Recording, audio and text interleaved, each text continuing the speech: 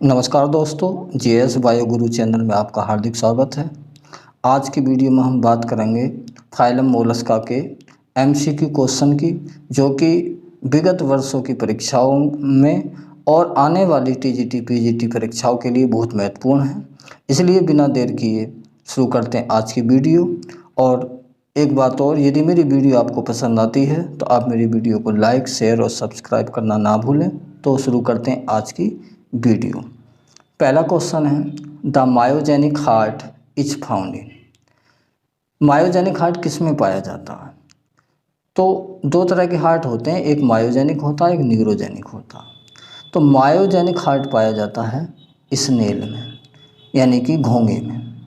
Generally जितने भी invertebrate हैं, अकशेरुकी हैं, उनमें न्यूरोजेनिक हार्ट होता। अब स्नेल या पायला ये भी मोलस्का फाइलम का एक एनिमल है जो कि इनवर्टिब्रेट है, बट इसमें मायोजेनिक हार्ट पाया जाता है।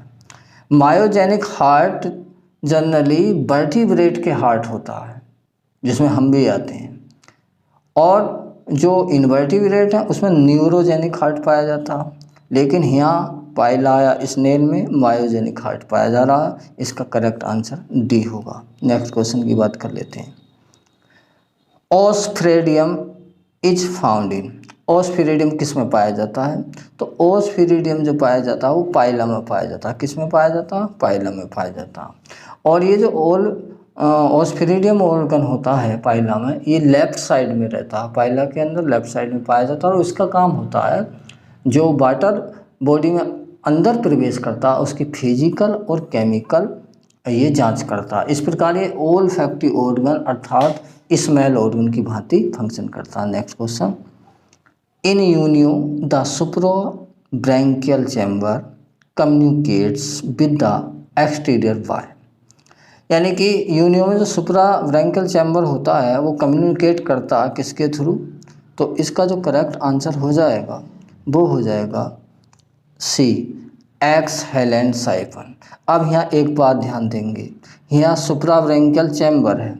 यदि यहाँ इन्फ्रा ब्रैंकियल चैम्बर होता तो इसका आंसर होता बी, इनहेलेंट साइफन। ये ध्यान रखना, बहुत महत्वपूर्ण क्वेश्चन है। सुप्रा ब्रैंकियल चैम्बर है तो इसका एक्सहेलेंट साइफन आंसर है, और यहाँ सुप्रा ब्रैंकियल की जगह इन्फ्रा ब्रैंकियल चैम्बर होता तब इसका करेक्ट आंसर बी यानी कि इनहेलेंट साइफन होता। तो यहाँ इसका आंसर सी सही है। Next, monopectinate gills is found in. Monopectinate gills is found in किस में पाया जाता है? इसका करेक्ट आंसर डी है, पाइला। अब ये मोनोपेक्टिनेट गिल्स क्या होता है? आप लोग जानते हो कि पाइला एक एम्फीबियस है, लैंड में और एक्वेटिक दोनों लाइफ के प्रति ये एडेप्टेड होता है। जल में भी रह सकता है, लैंड पे भी रह सकता है।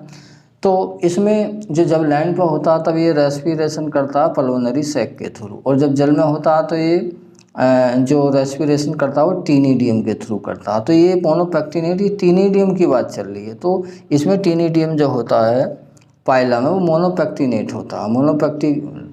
मोनोपेक्टिनेट के लिए इसलिए पाइला में पाया जाता है। नेक्स्ट क्वेश्चन की बात करते हैं। टीनिडियम एक श्वसन अंग है। टीनिडियम is a respiratory organ of, तो ये तो अभी आया, पाइला में पाया जाता टीनिडियम।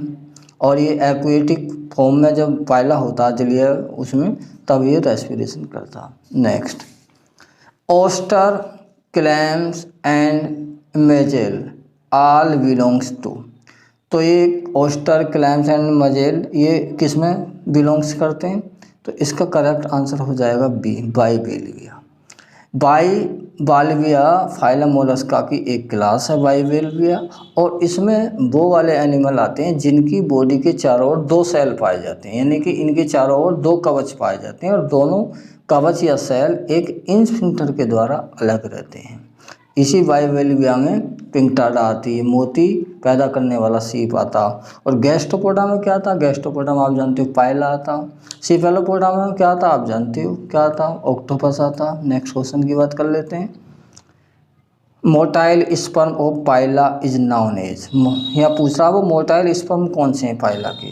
तो पाइला के जो मोटाइल स्पर्म होते हैं वो होते हैं यूपायरिन, इसलिए करेक्ट आंसर बी हो जाएगा। क्या क्या आंसर हो जाएगा? यूपायरिन। हम जानते हैं पाइला या घोंगे में दो प्रकार के स्पर्म पाए जाते हैं शुक्राणु। एक तो होते हैं वो ओलिगोपायरिन और दूसरे होते हैं यूपायरिन। तो इनमें जो यूपायरिन होते हैं जो मोटाइल होते हैं, छोटे होते हैं और टेल्ड होते हैं और एक्टिव भी होते हैं, फर्टिलाइजेशन में यही यूज होते हैं। जबकि ओलिगोपायरिन बड़े होते हैं, टेललेस होते हैं, अनएक्टिव होते हैं और फर्टिलाइजेशन के योग्य ओलिगोपायरिन नहीं होते। यहाँ इसका करेक्ट आंसर बी अर्थात यूपायरिन इसके मोटाइल स्पर्म है। नेक्स्ट क्वेश्चन की बात कर लेते हैं। Oligopyrene sperms are found in, oligopyrene sperm किस में पाए जाते हैं? आप जानते हो अभी आया था, ये पाए जाते हैं पाइला में। Next, aerial respiration in Pila occurs from, यानी कि पाइला में जो वायु श्वसन होता है वो किसके थ्रू होता है? ये होता है पल्मोनरी सैक के थ्रू। किसके थ्रू होता है? पल्मोनरी सैक के थ्रू, जब वो जमीन पर होता पाइला। और जब जल में होता तो किसके थ्रू होता? टीनिडियम के थ्रू होता। नेक्स्ट क्वेश्चन की बात कर लेते हैं। रेडुला इज ए, रेडुला क्या है? तो इसका जो करेक्ट आंसर होगा, देखो रेडुला क्या, इसका करेक्ट आंसर होगा ए, यानी कि जो रेडुला है वो डाइजेशन में हेल्प करता है, डाइजेशन में ये यूजफुल होता है। तो रेडुला जो है वो पाइला यानी घोंगे के बक्कल कैविटी में मुख गुहा के अंदर पाए जाने वाला एक काइटिनस स्ट्रक्चर होती हैं। और यह रेडुला की दो ट्रांसवर्स लाइन होती हैं, दो अनुप्रस्थ पंक्तियों में रेडुला रहता और हर एक पंक्ति में रेडुला की हर एक पंक्ति में 7 टीथ होते हैं, 7 दांत होते हैं। तो रेडुला पाचन से संबंधित है, ये मेस्टिकेटरी ऑर्गन अर्थात भोजन को पीसने का काम करता है। Next question, respiratory pigment in Mollusca is, तो रेस्पिरेटरी जो पिगमेंट है मोलस्का में वो कौन सा है? तो ये है हीमोसाइनिन। क्या है? हीमोसाइनिन। हीमोग्लोबिन किस में होता? हम वर्टिब्रेट में होता, हमारे अंदर भी ह्यूमन में भी होता। हीमोग्लोबिन जो होता है वो आरबीसी में होता है, रेड ब्लड कॉर्पसल्स में। लेकिन हीमोसाइनिन ये मोलस्का फाइलम में पाया जाता है और ब्लड प्लाज्मा में घुला होता है। इसमें एक मेटल या धातु होती है कॉपर Cu, जिसके कारण ये नीलहरा होता। कैसा होता? ब्लू, यानी यहाँ ब्लड का रंग ब्लू हो जाता। किसके कारण? हीमोसाइनिन के कारण। Next question, organ of Bojanus is, organ of Bojanus क्या होते हैं? ऑर्गेनस ऑफ बोजेनस होते हैं, करेक्ट आंसर बी हो जाएगा, यानी कि excretory in Mollusca. Organ of Bojanus जो है वो किडनी की भांति काम करते हैं और ये मोलस्का फाइलम के एनिमल्स में एक्सक्रेटरी ऑर्गन्स होते हैं। इसके अलावा मोलस्का फाइलम के एनिमल्स में एक्सक्रेटरी ऑर्गन जो होते हैं वो ऑर्गन ऑफ कैवर भी होते हैं। क्या होते हैं? Organ of Keber. Pearl producing Indian species is, मोती उत्पन्न करने वाली जो भारतीय प्रजाति है वो कौन सी है? इसका करेक्ट आंसर हो जाता होगा डी, पिंगटाडा वल्गेरिस। मेरे साथ बोलो पैटल वालों, पिंगटाडा वल्गेरिस, यानी कि भारत में जो मोती बनाने वाला सीप है उसकी प्रजाति है पिंगटाडा वल्गेरिस। और ये पिंगटाडा वल्गेरिस जो है इससे उत्तम प्रकार का पर्ल या मोती मिलता है, यह भारतीय प्रजाति है। नेक्स्ट, पिंगटाडा वल्गेरिस इज, तो पिंगटाडा वल्गेरिस क्या है ये आपको पता ही है, ये पर्ल ओस्टर है। क्या? पर्ल ओस्टर, यानी मोती पैदा करने वाला सीप। Next question, high quality of pearls is obtained from, उत्तम प्रकार का जो मोती मिलता है वो किससे मिलता है? तो ये तो हमने बताया था, पिंगटाडा से। पिंगटाडा से हाई क्वालिटी का मोती प्राप्त होते हैं। इसका करेक्ट आंसर ए हो जाएगा। Next question, mother of pearl is known as, यानी कि मोती की जो माता है उसे क्या कहते हैं? तो इसका करेक्ट आंसर होगा सी, नेक्रे। नेक्रे इज मदर ऑफ पर्ल। क्यों? क्योंकि जो मोती होता, पर्ल ओस्टर होता, उसके सेल में 3 लेयर होती हैं, उसके कवच 3 लेयर से मिलकर बना होता और सबसे अंदर की जो लेयर होती है जिसे हम नेक्रे बोलते हैं वो मदर ऑफ पर्ल होती है। तो जब कोई आउटर पार्टिकल्स उस सीप या पर्ल के मेंटल के अंदर जाता है तब मेंटल के चारों ओर से सीक्रेशन शुरू हो जाता है और बाद में वो मोती का रूप ग्रहण कर लेता है। तो मदर ऑफ पर्ल नेक्रे को कहते हैं। Next, the glochidium larva of Unio. Unio का ग्लोचिडियम लार्वा कैसा होता? स्वतंत्र रूप से तैरता नहीं, मछली पर बाह्य परजीवी है, बिल्कुल ठीक बात है। तो इसका भी आंसर सही होगा, इज एक्टोपैरासाइट ऑन फिश। तो यूनियो का जो ग्लोचिडियम लार्वा होता है वो ना तो कुछ खाता ना तैर सकता, तो वो एक फिश पर, जो एक्वेटिक फिश है उस पर एक्टोपैरासाइट के रूप में, बाह्य परजीवी के रूप में रहता है।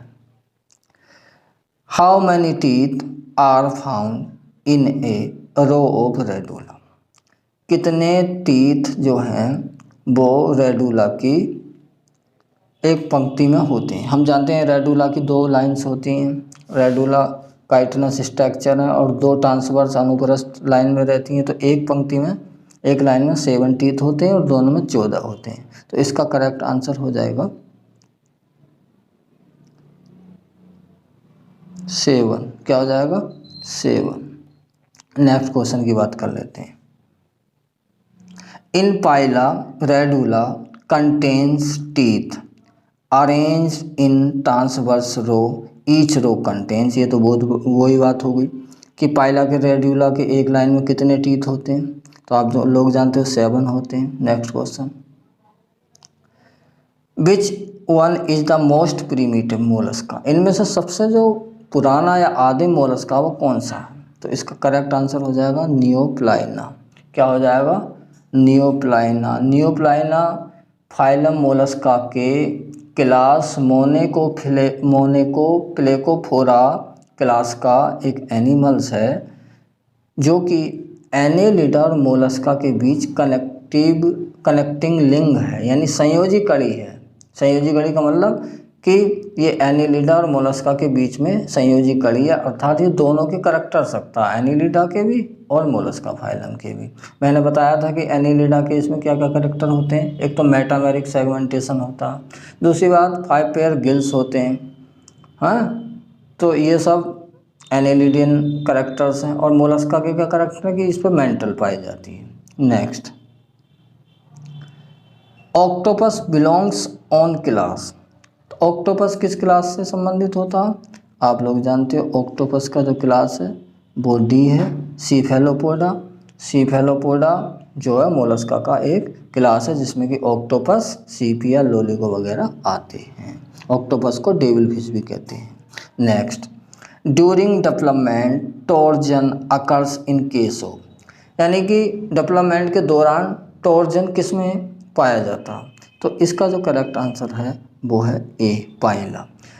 टॉर्जन का मतलब समझ लें। टॉर्जन आप जानते हैं कि जो फाइलम मोलस्का है उसके जो एनिमल्स होते हैं जनरली बाइलेटरल सिमेट्री रखते हैं, लेकिन पाइला जैसे मोलस्कन में लार्वल स्टेज में तो बाइलेटरल सिमेट्री होती है, लेकिन जैसे लार्वा डेवलपमेंट करता है उसमें ऐंठन का गुण आ जाता है और वो 8 शेप हो जाता है, ऐंठ जाती है उसकी body.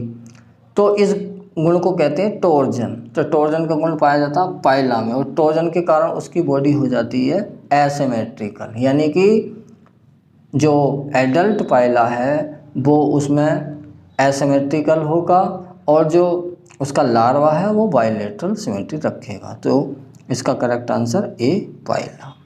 Next, Cephalopoda is a class of animals in which the. Cephalopoda में क्या होता? सीफेलोपोडा में head is located on the foot ना, head is fused with the thorax ना, foot is located on the head. ये C answer इसका ठीक होगा। जो फुट होता है, जो पाद होता है वो हेड के ऊपर सिचुएटेड होता है, यानी कि सिर पर पैर। तो ये फुट हेड पर सिचुएटेड होता है, लोकेटेड होता है। इसका करेक्ट आंसर सी हो जाएगा। Next, pearls are produced in an oyster around the, यानी कि जो मोती है वो प्रोड्यूस ओस्टर जो अराउंड किसके चारों तरफ। इसका करेक्ट आंसर हो जाएगा डी। क्या हो जाएगा? डी। क्या हो जाएगा? D. Some external particles becoming embedded in the skin of oyster, यानी कि कुछ जो बाह्य पार्टिकल्स हैं जब पर्ल ओस्टर के यानी कि सीप बनाने वाले, मोती बनाने वाले सीप के मेंटल के अंदर चले जाते हैं तो उसकी मेंटल इसके चारों ओर पार्टिकल्स की ओर सीक्रेशन करने लगती है जो कि बाद में मोती में कन्वर्ट हो जाता है। Pearl is the secretion of, तो पर्ल किसका सीक्रेशन है आप जानते हो, मेंटल का भी बताया हमने, करेक्ट आंसर बी हो जाएगा। मेंटल के अंदर जब कोई एक्सटर्नल पार्टिकल्स आ जाए तो मेंटल सीक्रेशन करना शुरू कर देती है और बाद में वो मोती बन जाता है। Identify the sub class of Pila globosa, Pila globosa का जो सब क्लास है वो कौन सा होता है आप जानते हो, जो क्लास तो होता है गैस्ट्रोपोडा और सब क्लास की बात चल रही है तो सब क्लास होगा प्रोसोब्रैंकिया। क्या होगा, प्रोसोब्रैंकिया, इसलिए इसका करेक्ट आंसर सी हो जाएगा। Next, टीनिडियम is a respiratory organ of, तो ये पहले भी आ चुका क्वेश्चन। टीनिडियम जो रेस्पिरेटरी ऑर्गन होता है वो किसका होता, पाइला ग्लोबोसा का। किसका होता, पाइला ग्लोबोसा का, और एक्वेटिक फॉर्म में टीनिडियम द्वारा ये रेस्पिरेशन करता है। Next, which of these is a bioluminescent, इनमें कौन सा जंतु जो बायोलुमिनिसेंट है, तो इसका करेक्ट आंसर हो जाएगा कटल फिश। कटल फिश किसे कहते हैं, सीपिया को कहते हैं, जो कि सीफेलोपोडा क्लास का एनिमल्स है। फाइसेलिया किसका है, फाइसेलिया फाइलम सिलेंटेटा का है, जिसे कि पुर्तगाली युद्ध टैंक कहते हैं। और जो जेली फिश है वो सिलेंटेटा की है, इसे ओरेलिया कहते हैं, ओरेलिया को जेली फिश कहते हैं। नेक्स्ट, मोलस्कास में रीजेनरेट, यानी मोलस्का इसमें से रीजेनरेट किसका कर सकते हैं, आइस का, फूट का, parts of head, all of the above, तो मोलस्का सभी का रीजनरेशन कर सकते हैं, आइस का भी, हेड का भी, फूट का भी। रीजनरेशन का मतलब आप जानते हो कि बीमारी या चोट के कारण बॉडी का कोई भी पार्ट यदि लॉस्ट हो जाता है तो दोबारा से उसे एनिमल्स बनाने की क्षमता रखता है, इसे कहते हैं रीजनरेशन। तो जो मोलस्का में विशेष तौर से सीफेलोपोड्स के एनिमल्स हैं जैसे कि ऑक्टोपस है, उसके यदि आर्म्स, आई, फूड वगैरह ये इसमें चोट लग जाए तो वो दोबारा से इन्हें बना सकता है। तो इसका करेक्ट आंसर हो जाएगा D, all of the above. इस प्रकार ये फाइलम मोलस्का से संबंधित बहुत महत्वपूर्ण एमसीक्यू क्वेश्चन कंप्लीट होते हैं। तो यदि आपको मेरी वीडियो पसंद आई हो तो आप इसे सब्सक्राइब, मेरे चैनल को सब्सक्राइब करें।